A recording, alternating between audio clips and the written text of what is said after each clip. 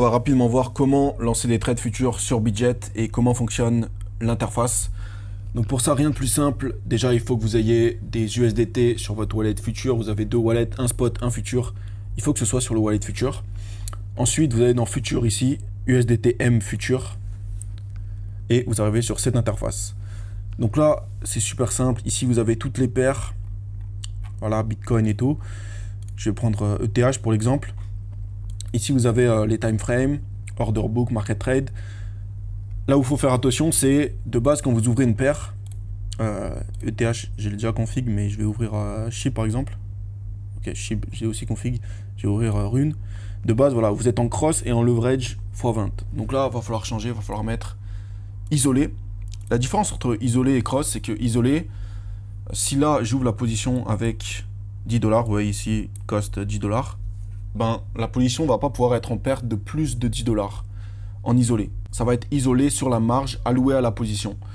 En cross, ça va prendre sur votre wallet futur si la position est en perte de plus de 9,4 USDT. Donc moi, je vous conseille, mettez toujours en isolé. Et ensuite là, vous configurez les effets de levier. Faites bien attention parce que de base, ils sont configurés sur 20. Moi, la plupart du temps, quand j'ouvre des futurs, je mets en 10. Et c'est ce que je vous conseille aussi de faire. Donc voilà, vous mettez 10, confirmé.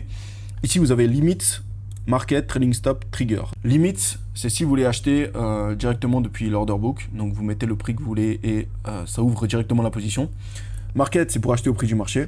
Trigger, c'est si vous voulez mettre un ordre limite. Donc là, par exemple, si sur le Rune, je veux mettre un long quand le prix il est à 2.1, je mets trigger price 2.1.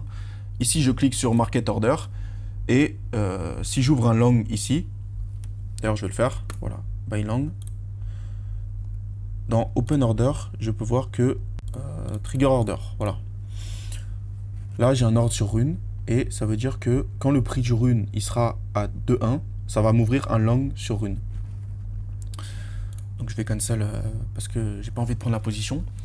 Mais en gros c'est ça l'idée. Et sinon, si vous voulez prendre au market, ben, vous choisissez ici le montant que vous voulez, la marge que vous voulez définir pour le trade. Et ici, vous voyez combien ça vous coûte.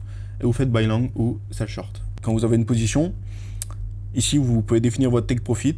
Voilà, vous mettez, vous choisissez le prix et vous mettez l'amount. Donc là, moi j'en ai déjà un, donc ça marche pas. Et le stop loss également, vous choisissez le prix et vous définissez le montant, vous faites confirme. Et après, vos TP et vos SL, ils se retrouvent ici dans Open Order, Take Profit and Stop Loss Order. Ici, vous avez tous vos TP et vos SL. Donc, si vous voulez changer un TP ou un SL, il faut que vous fassiez cancel sur l'ancien et vous en mettez ensuite un nouveau.